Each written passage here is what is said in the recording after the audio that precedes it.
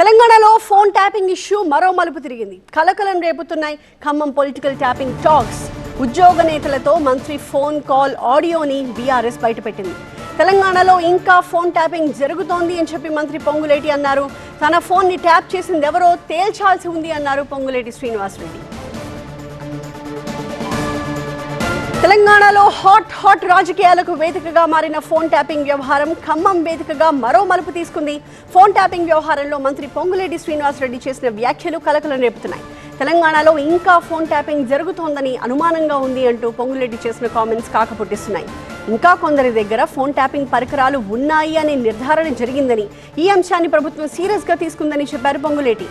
ఏ form హౌస్లో, ఏ మామిడి తోటల్లో ఈ పరికరాలు ఉన్నాయో బయట పెడతాము అంటున్నారు మంత్రి. దొంగతనంగా ఫోన్లు వింటున్న వారిపై చట్టరీత్యా చర్యలు తప్పవు అని హెచ్చరించారు. దీన్ని బట్టి ప్రభుత్వం సీరియస్గా తీసుకుంటుంది. ఈ ఫోన్ ట్యాపింగ్ ఎక్విప్మెంట్ ఇంకా ఉన్నది అని నిర్ధారణ అవుతుంది. కాబట్టి తప్పకుండా ఈ ఫోన్ ట్యాపింగ్ సంబంధించిన దాంట్లో వీరి పాత్ర ఏముందో కూడా ఈ ప్రభుత్వం ఓపెన్ చేస్తుంది.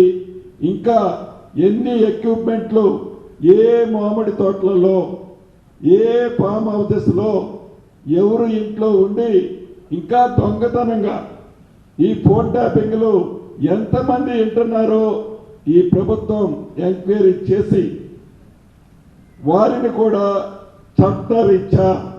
చట్టరీత్యా తగు చర్యలు వారి మీద కూడా తీసుకోవడం జరుగుతుంది. సంవత్సరాలు మేము ఎంత ఇబ్బంది పడ్డాము. ఈ రోజు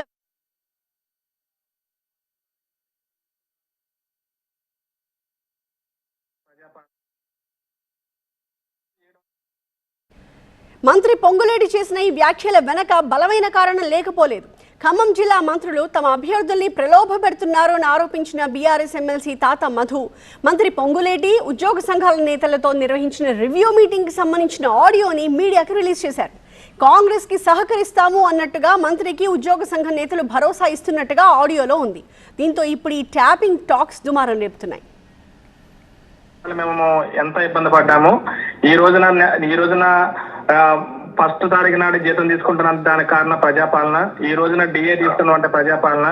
ఏదైనా నెలకు 750 కోట్లు ఇస్తుంది. ఇప్పుడు ప్రజెంట్ 4500 కోట్ల దాకా గవర్నమెంట్ ఇచ్చిందంటే దానికి వెనక సీఎం గారితో పాటుగా అదే విధంగా మన ఖమ్మం జిల్లా మొత్తం మీరన్న అదే విధంగా మా ఏలూరు శ్రీనివాసరావు గారి నాయకత్వంలో జేఏసీ తోడ్పాటు చేస్తుంది. తప్పనిసరిగా ఏదలాపురం మున్సిపాలిటీ కంచుకోటన్న కాంగ్రెస్ కి తప్పనిసరిగా ఆ విజయంలోని గెస్టెడ్ అధికారులు సకల ఉద్యోగులు మీ వెంట ఉంటామన్నా తప్పనిసరిగా మా యొక్క సమస్యలన్నీ కూడా మీకు తెలిసిందన్న ఆ విధంగా మేము ముందుకెళ్తాము. తప్పనిసరిగా మీ యొక్క అడుగుజాడల్లో ముందుకెళ్తామని వచ్చే గవర్నమెంట్ రావడం కూడా వచ్చే 10 సంవత్సరాలు కూడా రిఫరెండం గా పనిచేస్తాము. ఉద్యోగస్తులందరూ కూడా మీ కుటుంబ సభ్యులు మీతోనే ఉంటామని చెప్పుకుంటున్నానన్న.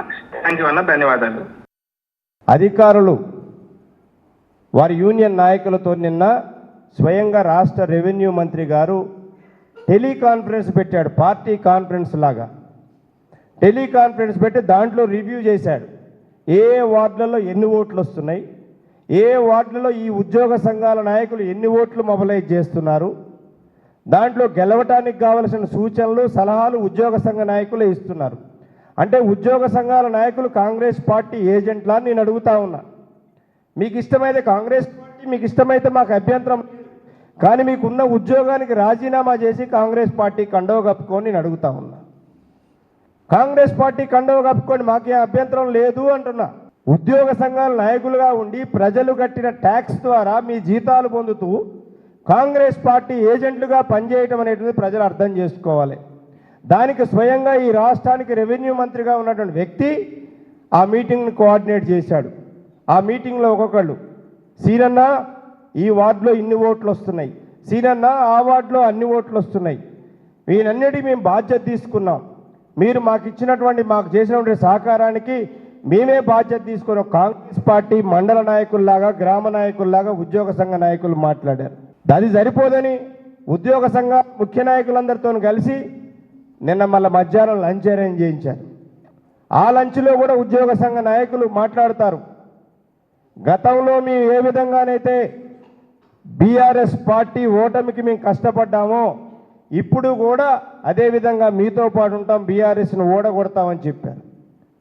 అని నేను అడుగుతున్న ఉద్యోగ సంఘ నాయకుల్ని, మీకు ఉద్యోగం ఇచ్చింది కాంగ్రెస్ పార్టీయా లేదా రాష్ట్ర ప్రభుత్వం ఇచ్చిందా?